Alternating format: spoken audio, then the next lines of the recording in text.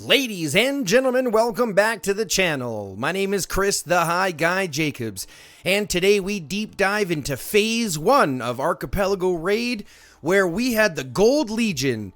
This included GROP from Region 420, TWKO from Region 99, GOLD from Region 176, RASS from Region 277, CHU from Region 601, and RODD from 627. It was a fairly active region, as you'll see by some of the replays. We were absolutely overwhelming in our number capacity. Even though we may not have topped the kill rankings, we weren't pressed nearly as hard as we could have been. I think Crimson definitely didn't provide us enough, especially in Phase 1 here. As you'll see, didn't provide enough competition for us. We were overwhelming in our numbers on the field. And I think that absolutely plays off to a couple key strategies. The first major strategy that we noticed that we use is where we'll build out both sides of our Legion as early as possible. And we'll collect that gate as early as we can. If you'll notice, we are one of the only Legions that is actually doing this. And I think that's a really big waste. If you think about it, those towers are the cheapest when you're building when you have just started to build them. And you only get collection for extra cement generation after you hold that gate. So if you build out to that gate as soon as possible and you capture that gate when your towers are the cheapest, you have the most amount of time generating cement so you can build more towers with them. And subsequently, at that time, if you were to build it later, you're building more expensive towers to generate less cement. So it's only valuable, in my opinion, right at the beginning. And of course, you can argue this fact, but this is really what my major belief is. And it has been tailored by a couple of others. Just in this Archipelago raid, for some reason, we're the only one doing it right off the gate. But as you can see, even showing up to the middle here on the 8s to be able to kill those pirates, we're really the only alliance that's doing it. Everyone else sits back and kind of watches. So we're the ones showing up. Our allies are there showing up. We did negotiate an alliance with Azure, so with Blue right out of the gate. That would be with BCAT, so BCAT, with RHUM, with GRAF, LAFU, YSB, and HOPE, all allies out of the Crimson, or out of Azure, which you'll see here as well. And we're all just getting ready for elites. One of the things that we've noticed specifically around this Archipelago raid is that we were much more active than the opponents. And you will see us kind of swarming the field in those numbers. And so we really took advantage of that, grabbing as much cement as we can, grabbing as many of those elites as we can to be able to really benefit taking down those, elites and cement. But here's the difference, folks. In this in this replay, we're actually going to have a little bit of music because there's a ton of time just to kind of sit back and watch. So I want you all to get comfortable, light a joint, pour a drink, do what you need to, and really plan to enjoy. Okay, that's really what we want you to do this replay. Okay.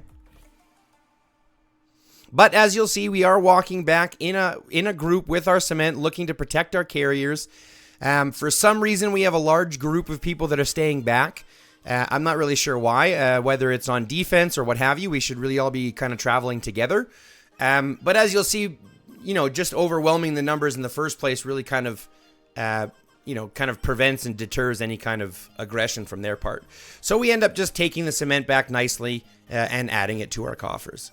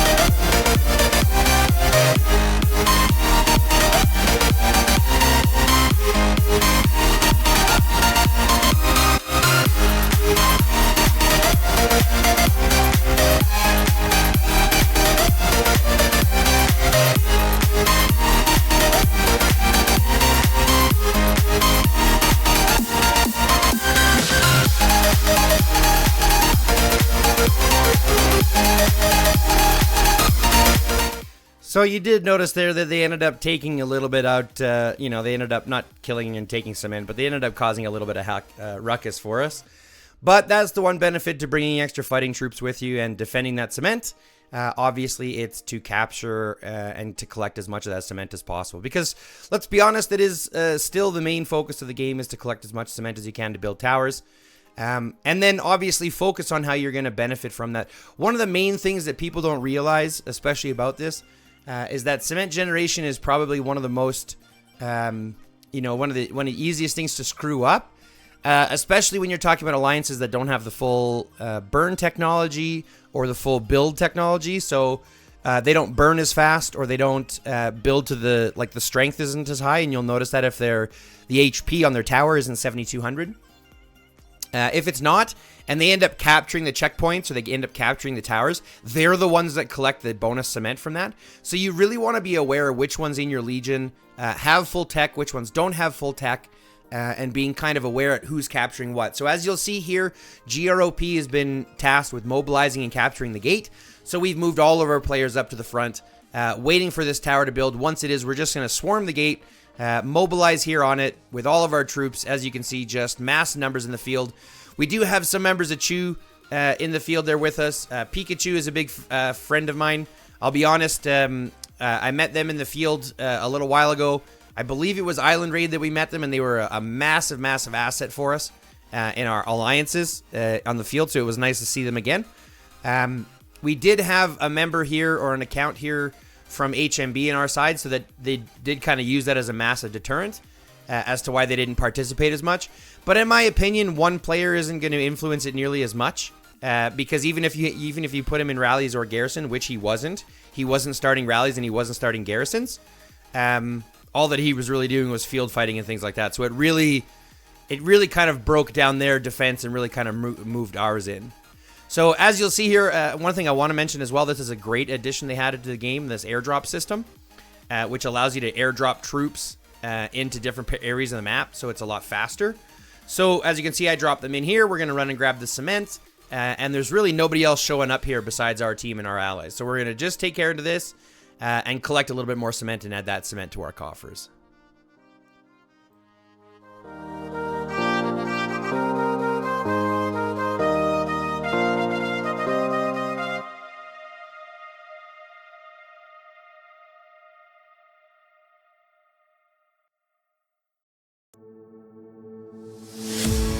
Here we are, a million stars floating over our heads. Beating hearts, falling apart, staying up to forget. But baby, we'll fall.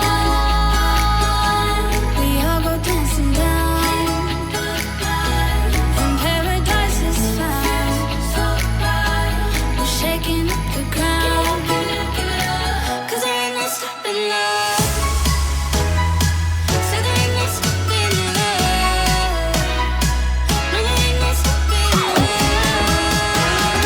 There ain't no stopping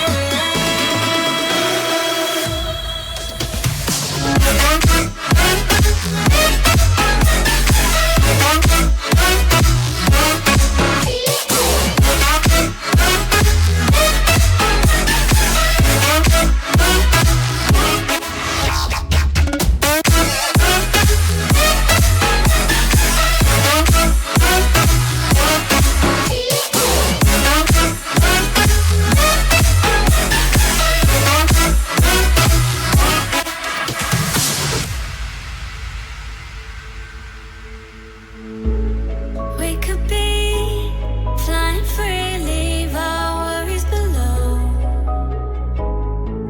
Safe and sound, no one around, say the word and we'll go. But baby, we'll fall. We all go dancing down, and paradise is found. We're shaking up the ground.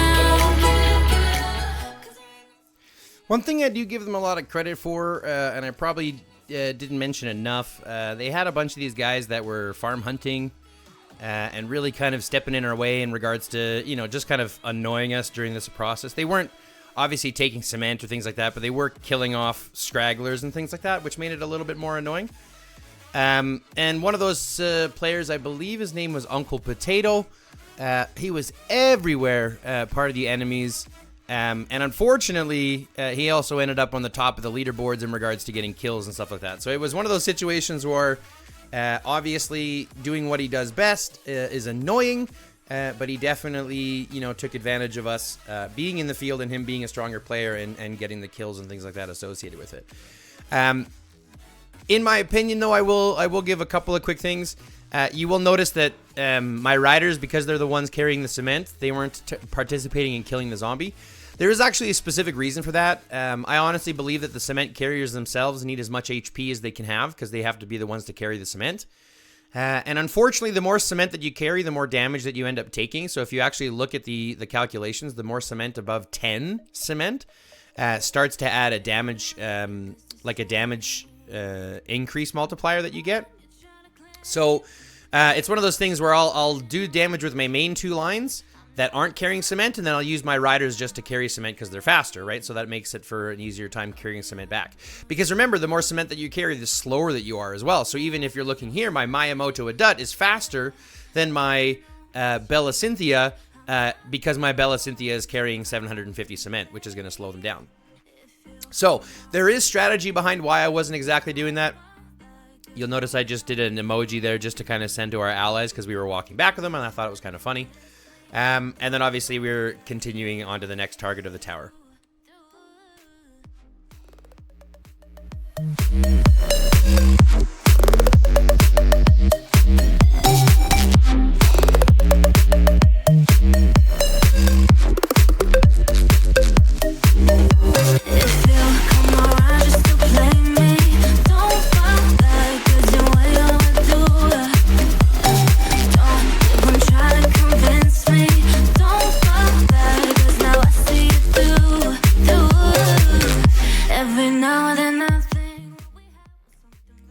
This is actually one of the only times that in this morning one when the enemies kind of put up a good show towards us.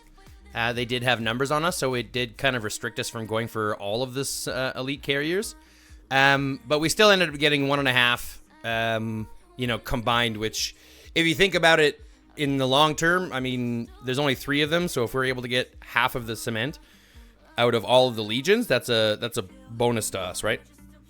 So, just as we did before, we have the cement carriers being carried by the riders, other 2 marching alongside to protect, as everybody should be doing, because there will be people waiting to attack some of those carriers. Do I think it's right? No. Do I think it's fair? No, but it is part of the game, and unfortunately, there's lots of, rewards and cement and point to be earned that way, okay? But other than that, I was getting a little irritated because they ended up taking a lot of that cement to the North Passage. And if you think about it, because North, where we are right here, is going up against Crimson and Gold into that corner, by walking the cement directly into that area, even though it's a shorter path for you, means you're literally walking it right back closer to the enemy. So in my opinion, and the reason why I was getting kind of irritated is because they were heading north when they should have been heading south the long way around, walking away from the enemy instead of walking directly towards them. It did, however, work out in our benefit because they weren't there in numbers. But that's not the point. The point is they could have been, and that would have led to some massive problems. So now we're going to cut into day 2, when we're dipping a little bit deeper, and we're kind of halfway through the premise of phase 1. We're into that building process. We're going to be looking to capture the gates and the tower pretty soon. So still into day 1, pardon me, but enjoying a little bit more field fights. So I hope you guys are enjoying, because I know that I am.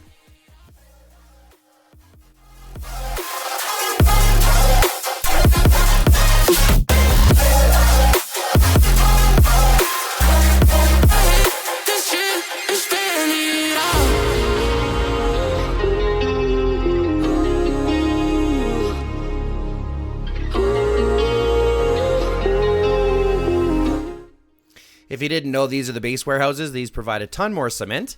So that's why we got such a big deal kind of defending them and trying to take them from our enemies and take them from our opponents. The more that we can restrict from them, the more cement that we can carry back ourselves, the better.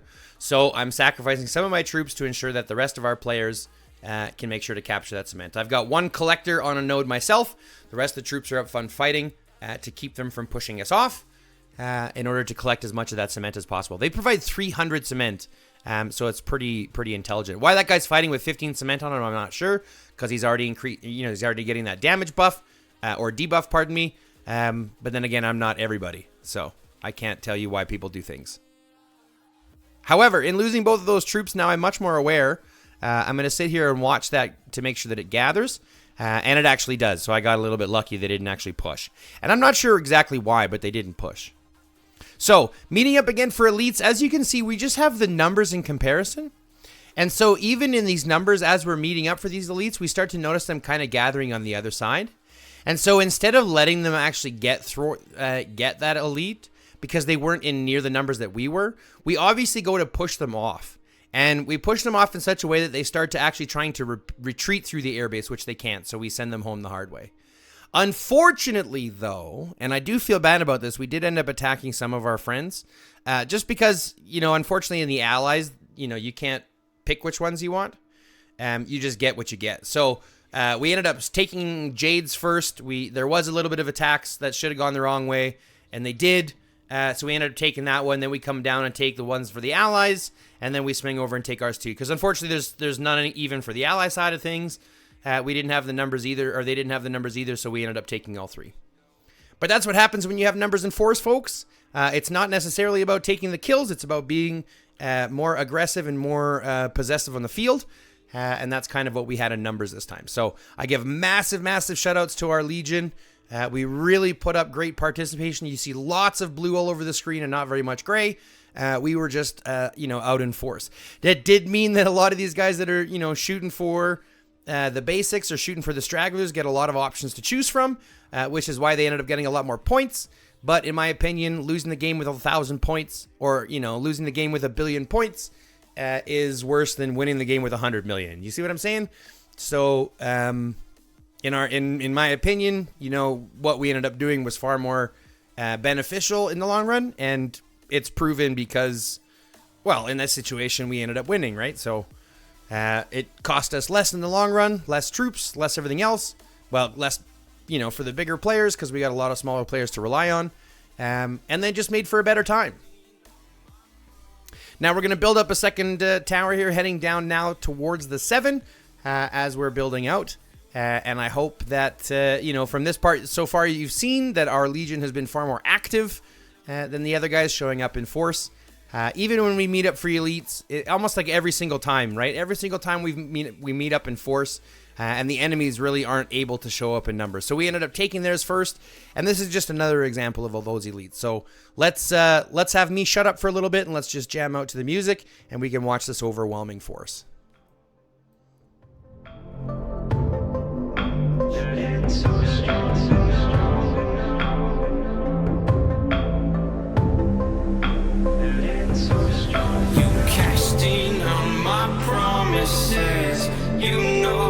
Too generous. Now I've learned to never help you out, 'cause I'm done cleaning up your mess. Found myself in my regrets. I've become a little stronger now, a little stronger now.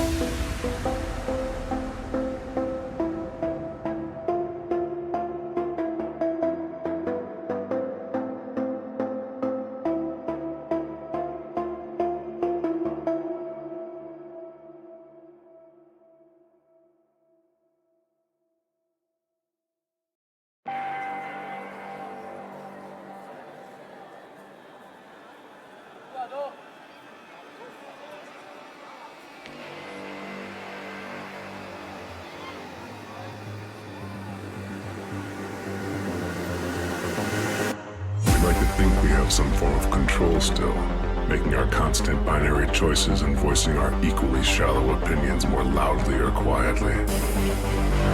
Most people can't even decide what color to wear or which burger to eat.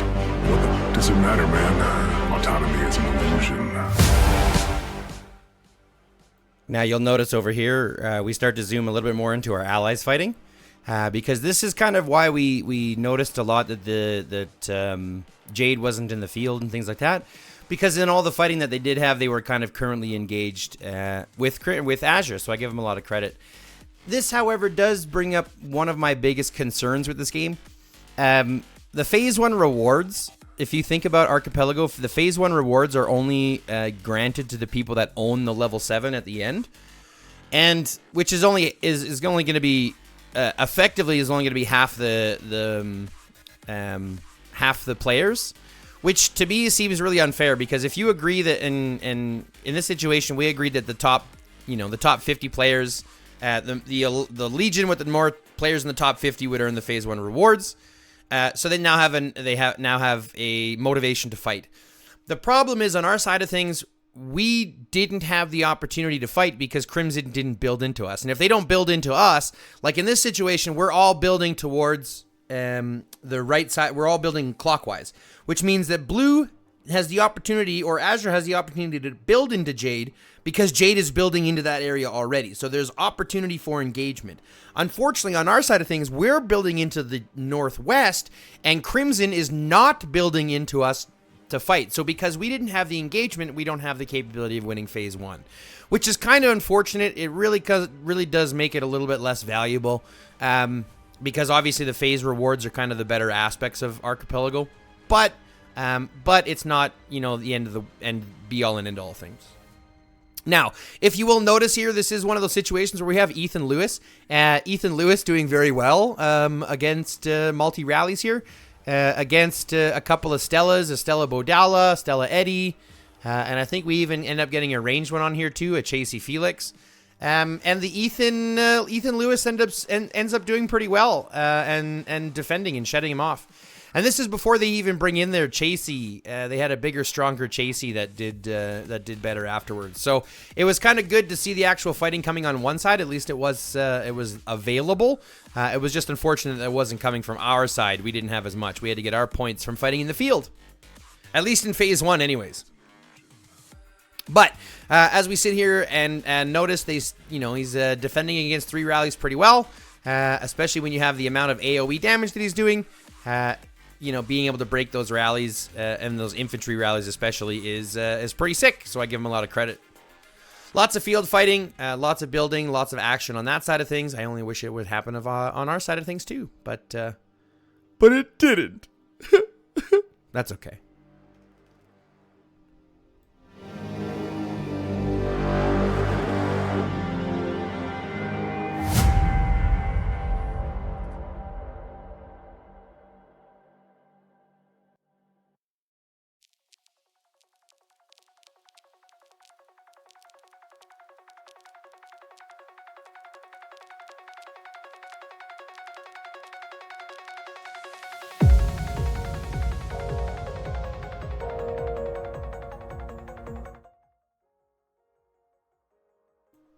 This is exactly what I'm referencing. Our field fighting had to go in here, where we had to, basically it was all field fighting on the outside, and that was really all that we had. We had no garrisons, no rallies, and things like that in Phase 1, because they didn't build into us. And you'll see they basically got to their gate and stopped as far as they went. And anytime that they did build out and we did attack them back, they stopped building almost immediately. So this is all the field fighting that we had, this type of field fighting here. So I hope you enjoy, because this is what we're looking at.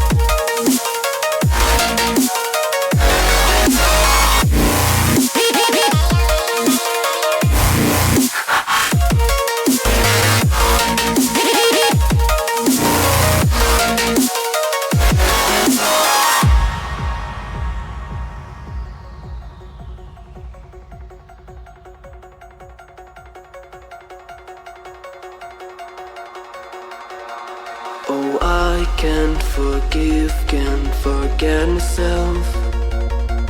The peace that I'm missing, it kills me inside. I need help, oh please give me back this one part, this one that I'm sorry I lost it. No, I let my weapons fall. I'm drowning in the fears, and now I know that I will fall again and let it go, but I can't stop to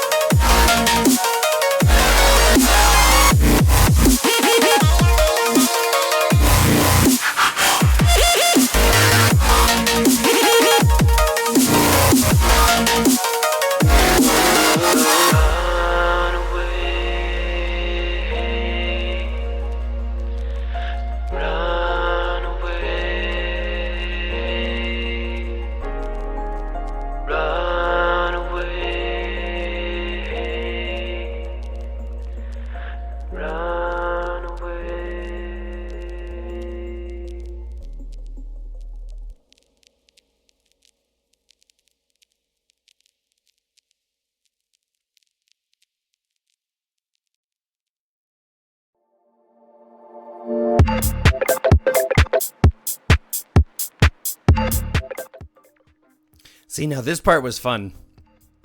So we saw a bunch of stuff that was sitting there over there not being farmed, so we moved some stuff over to farm. I've got one squad that's leaving over there to farm. But if you'll notice, they didn't actually get the cement on their side of things either. So we took a bunch of... So I made a call out to everybody to start farming those nodes, and I took some marches over with the rest of these groups. And we basically hid over in the mountains and just waited and baited them into attacking the cement, into attacking the scavengers, and then we'd come in and basically attack them from there. So this is a lot of bait and switch and a lot of back and forth, which I thought was a lot of fun. I hope you enjoy too.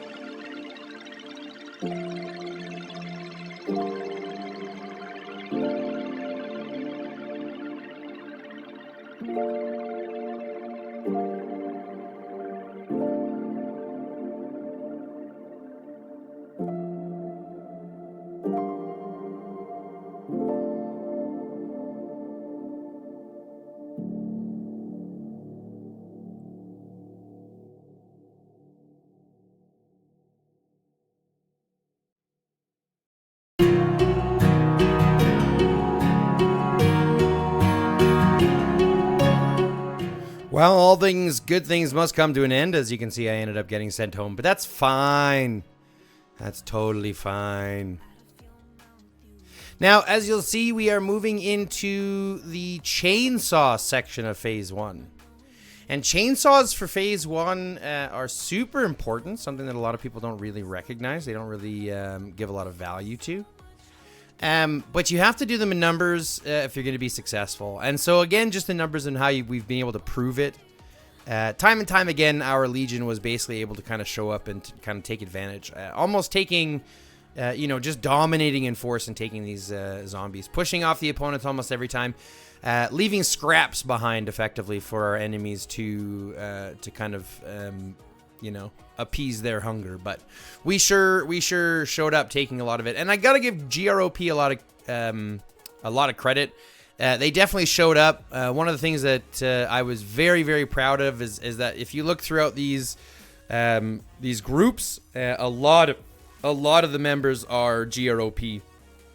It seems like our members were there at most of the events, following labels, following the group, doing really, really well. So I give them a ton of credit. And I honestly think, our alliance wouldn't be anywhere if it wasn't for the members participating, sacrificing, putting their troops out there, and all, in the whole scheme of things, having a good time. Now, just a couple things to remember when you're doing chainsaws. Focus on the commander first, because all the other zombies will basically hit the same target. So the commanders are the hardest ones to take down. You want to focus them out first. Once you've eliminated them in a group, the rest is easy. So that's kind of what your focus is, right? Take out the commanders, then you take out the other ones, then you move on as a group. Unfortunately, there is some misunderstanding here with LaFu. They tried to come in and get some of ours. But in my opinion, they're ours, so we're taking them. So we head back in here. We start to go farm some more nodes. Realize there's another node knocker here. So we're going to go ahead and grab that node knocker and defend ourselves in the process.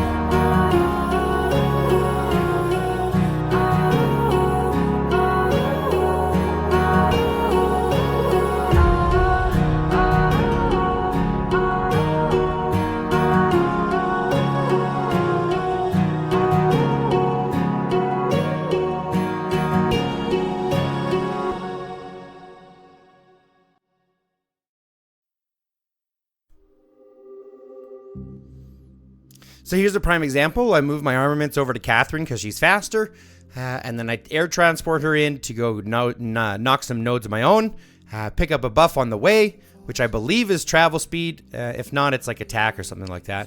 And then I'm going to go kill some farmers and get them to retreat. Unfortunately, a lot of these situations, it doesn't necessarily work out for me as well as it does for a lot of these others. But I still end up getting a lot of points in the process and punching the beehive, as I like to say, poking the beehive or what have you.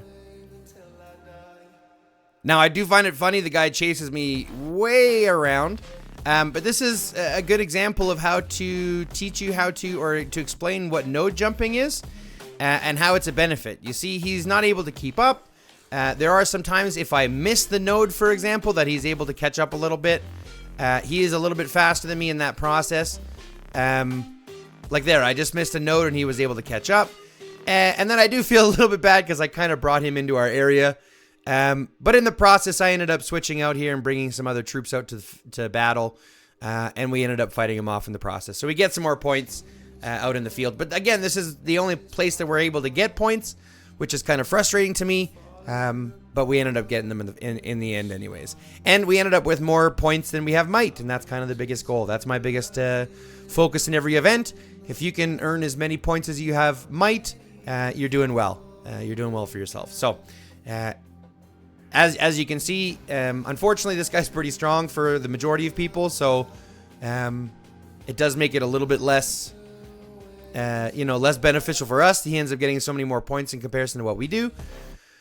But, it is what it is. So now I bring my stronger troops over because I'm an infantry main. So I'm going to bring my stronger, faster troops over and see what that can do instead.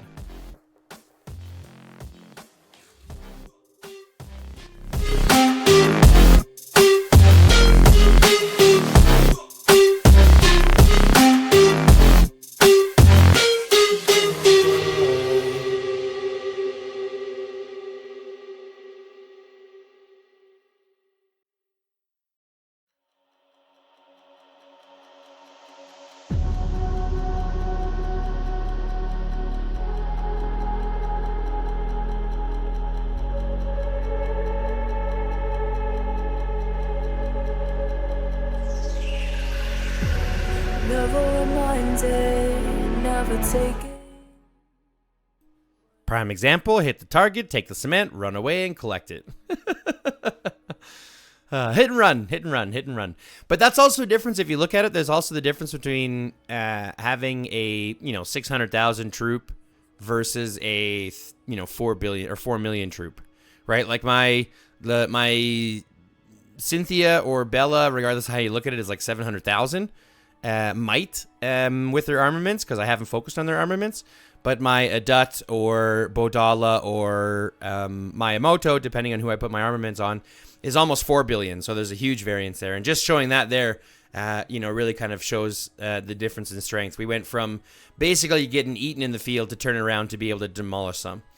Which also triggered a bunch, so we ended up bringing more troops out in the field and kind of making a more show of force, coming to their side and stealing their base warehouses, which is kind of our goal.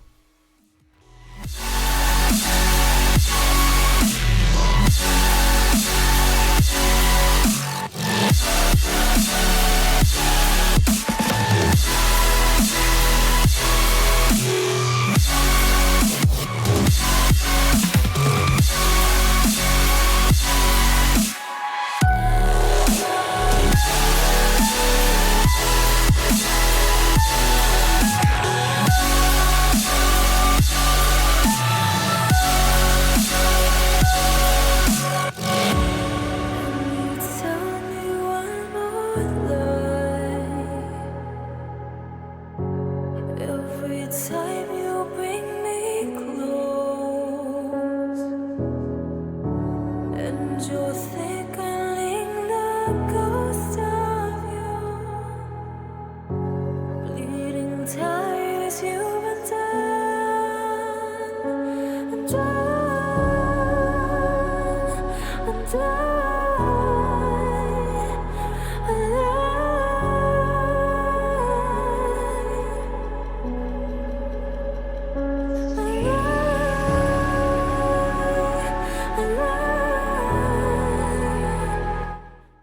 Siege is a prime example. Anytime you look over at the Crimson Door, they bring troops out for a couple minutes and then immediately bring them back, and so there's nothing left. Which is really unfortunate. We really wanted to fight, and they didn't really give us one, so it became really one-sided here. As you can see, right up to their gate, we would bring our troops, we'd fight there, but they really never pushed us back very often. Even when they pushed out a little bit, they didn't really push out far enough, and it didn't give us a lot of time to fight, which was so unfortunate, but we ended up with a win here, so I'm not too concerned.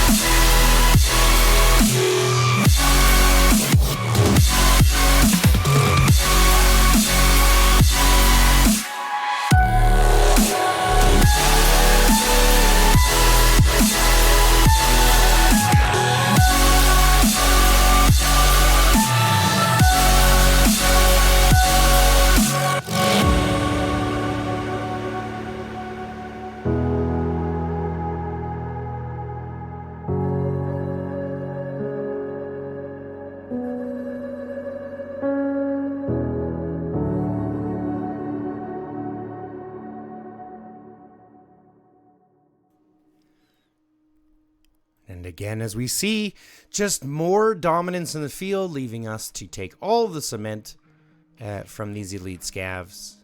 There was a little bit of a misunderstanding or miscommunication between me and the Alliance in regards to chainsaws versus elites. And that's only because there's so many different things that you want to kind of keep your eyes on, right? So you've got elite scavengers that happen at 2 o'clock UTC and 14 o'clock UTC. On Chainsaw Day, you got chainsaw zombies that happen every 4 hours. You've got the regular scavengers that appear at the 6s and 7s every 2 hours. You've got the base warehouses, I believe, that spawn every 6 hours. And then the pirates, I believe, spawn every 8 hours. So it's like a whole list of things you have to remember. And I got my lists confused. But that's okay, even so much that we took all 3 of the zombies anyways, all 3 of the scavengers. And I mean, I'm a big fan of that. Anytime that we can push back the opponents and take all the cement, it's a win-win-win in my books.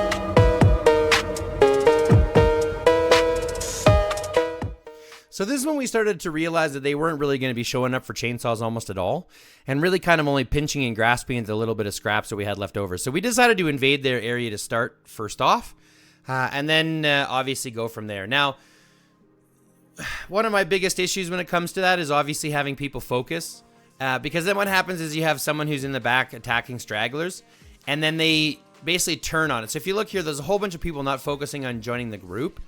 And if you're not in the group, you're more likely to get hit by stragglers. If you're in the group, you're less likely to get hit by stragglers because they're not going to come close. So just in the same breath, you want to get to that group as fast as you can. As you just saw from the score, we are absolutely dominating currently in regards to the zombies, in regards to chainsaws. So we're going to cut through these very quickly. Now, I do make a little bit of a 180 here when I notice that they are already on the zombies, or at least trying to be on the zombies, on the one pack of zombies. So as soon as we kill these other ones, we jump directly to the opposing side, pardon me. And as you'll see, we do a lot of replays on zombies, because on the chainsaws, because chainsaw zombies are so very important. It provides an additional attack bonus, additional damage bonus, plus fragment, like legendary fragment pieces, and I believe like resources or something else. So it's really hugely important to make sure that your alliance in that day, the third day of phase 1, end up collecting as many of those chainsaw zombies as you can. And the best way to do that is in a massive group, amassing all together and going out and taking them together. If you're in the smaller groups or in the smaller brackets, typically what happens is you'll have someone that'll go out and collect the zombies and bring them back. But if you just meet up in a gigantic group, it's just easier to take them down together. The beautiful part about chainsaw zombies is they don't actually destroy your troops. So even if you'll notice here, my Lewis and my Bella went home, that does not send troops to my hospital. It just removes them from the battlefield, which is totally fine. You can resend them and it doesn't cost you a thing. Which is also why people will bring them back to the entrance area of their gate and kind of go from there. Now, we did notice that Jade was making their move, on the bottom side. So we wanted to kind of give as much room as possible and not necessarily press them. So we just kind of cut through to make sure we're focusing on just the chainsaws. We can go back and field fight as much as we want, but the chainsaws are the most important thing right now.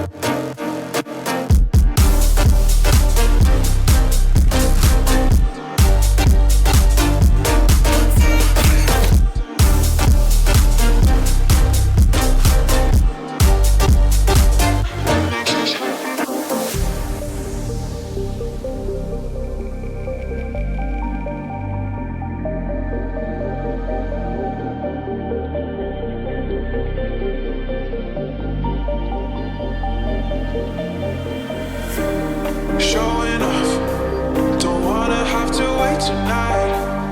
Wait tonight. Better off, I'm gonna find my way tonight. Wait tonight. Won't you talk to me? I wanna heal your sorrow. Won't you talk to me? We'll make a new tomorrow. Won't you talk to me?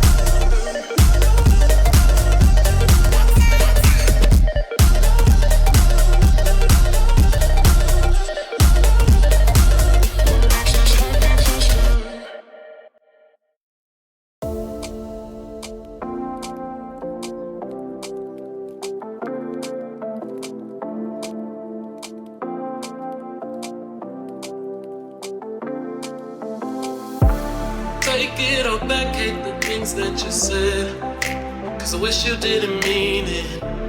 I'm under attack, running far, far away, and I'd rather keep my distance from you. You don't gotta lie to me to get through.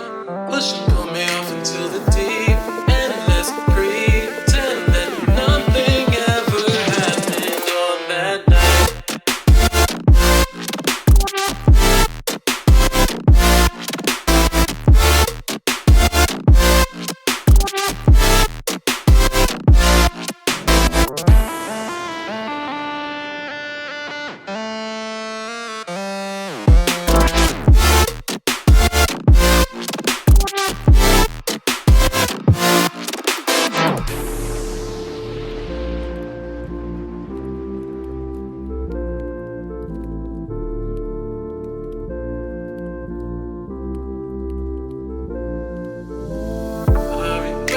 Confession I shouldn't have spoke, 'cause you didn't feel the same way about me, and it's eating me alive all of the time. So I'd rather keep my distance from you. You don't gotta lie to me to get through. Push and pull me off into the deep, and let's pretend that nothing ever happened on that night.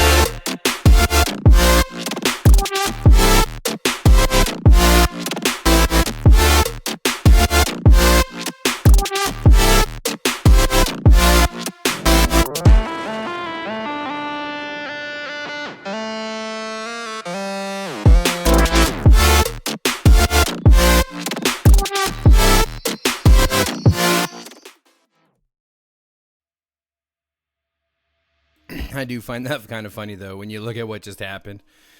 I was running back with cement, and the guy thought he could hit us and make damage, and then as soon as he realized he was getting stomped, he, ran away. I thought that was quite hilarious. But hey, look, there's some action outside of Redgate for a second. Again, one troop at a time. That's it. Nothing there. Which is really frustrating to me. But it is what it is. What else are you going to do, right? So, now, we're still crushing in through gates. We're still not gates yet. We're still looking for chainsaws. We're still on that last time about it. We're of course, just showing some more force in numbers. And I think this just kind of goes to show exactly how one-sided this whole matchmaking was. Don't get me wrong. We had some good fights, and the matchmaking for the overall might not have been off. But I definitely believe that matchmaking is a lot more than what they think it is. And I think there's a huge difference between fair matchmaking based on rating, fair matchmaking based on might, fair matchmaking based on performance, fair matchmaking based on, participation. There's a lot of different metrics that they could use that they just don't use, which bothers me. Now, granted, we started meeting up here. I started meeting up a little bit earlier for chainsaws than normal. Chainsaws don't spawn until 20 UTC, 20 o'clock UTC. So we're a little bit early. But again, showing up early is better than not showing up at all. And showing up early typically will or can deflate your opponent's... can deflate your opponents. If they see that many troops in the field, they have to respond with that many in kind. And if they don't, if they show up with just 5 or 6 or 10 troops, they're going to get murdered. So when we show up in numbers like this, it's definitely, not only a show of force, but it definitely makes for much more enjoyable fighting and things like that. So hopefully we're going to take some more chainsaws. We'll fight over some more chainsaws. And you'll see a little bit more of that just dominance that we had in this Archipelago raid.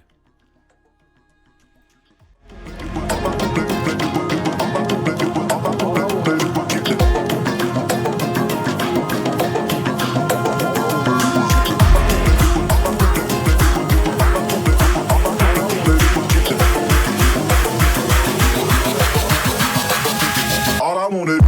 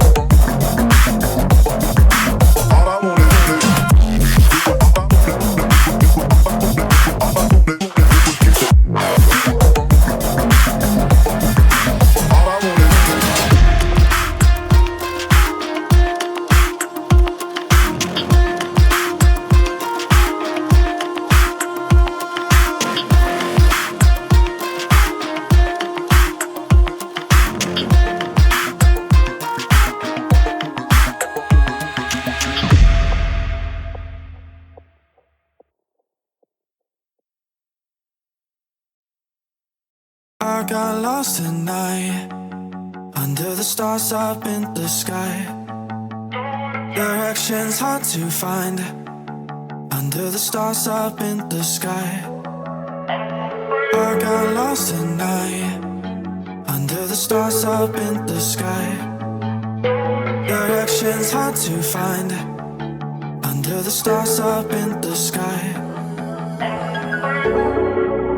I don't know where to take this, I don't wanna break this. We're living in the moment, we're living in the moment. Now here's where I made a bit of a mistake. We went south, we should have gone west first and grabbed the other ones there. I left them there, and unfortunately they snaked them from us at the end. And I missed it entirely. So we lost some zombies because I screwed up. So even though we did really well, and even though we were participating and paying attention to labels, I did end up giving them some zombies because I made a mistake, and I missed it entirely when I was kind of scoping back and forth. So, oops. You say that you're leaving me, the same thing you said last night. You can't do it peacefully, it won't go without a fight. So when I go, I know you'll follow me. I don't want slamming doors. No, just wait and see. You'll feel it naturally. There's no one else I see. I know you'll follow me. I don't know where to take this. I guess you could say I made two mistakes. I also saw our allies in the one just south of us now, and I thought they were going to make our way over to the one on the east, but they never did. So as you'll see here after this, we go actually take this one, then the one up north. And then we have to go all the way back down to the other one again. So it's like a huge misstep on my part.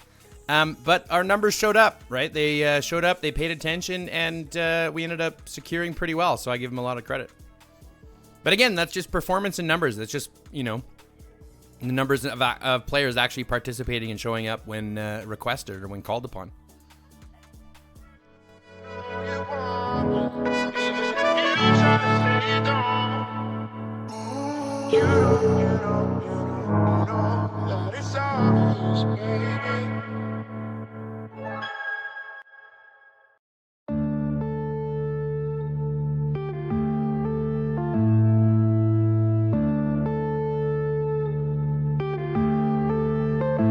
Yeah.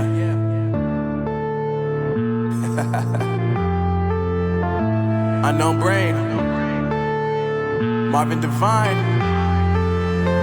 I'm saying bye to all the lies and all the times you cried, saying that I wasn't right, yet I was right by your side. You manipulator, playing games, your friends commentators, and I don't know what you say about our private conversations, but it's got them hating. Thanks to all the rumors you be claiming. It's cool, I'm done with you, so they can throw you a celebration. You gon' hate it when you see me with somebody living better. I'm trying to tell you that me just doing me gon' have you jealous. See, this is a prime example.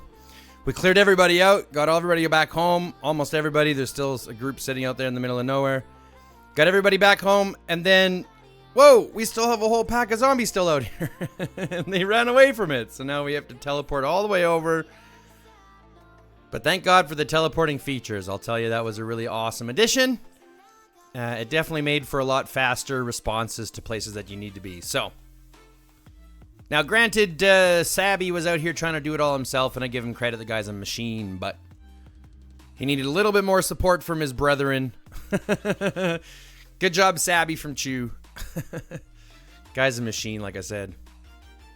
And then this guy comes in to start trying to just to kind of hit on people trying to do their jobs. Like, why? Can you just leave us, please? From XBs. So we fought them too. Screw you guys from XBs. I mean, don't really screw them from XBs. Unless you're, whatever. I'm not going to get into it.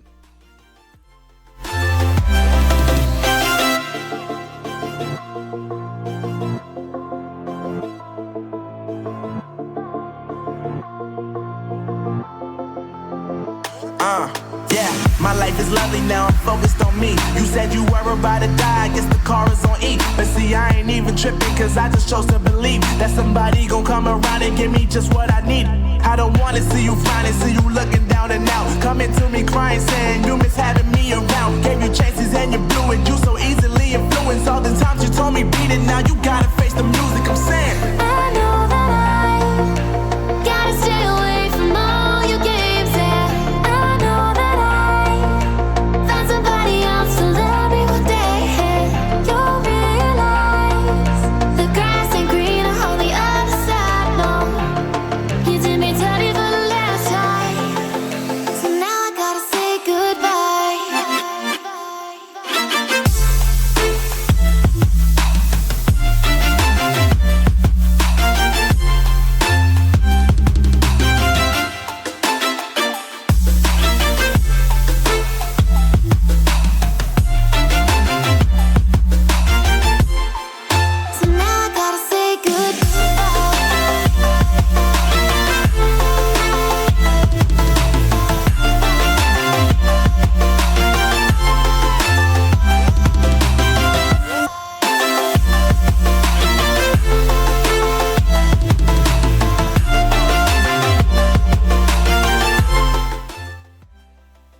This is a fun little chase down. So I took out my fastest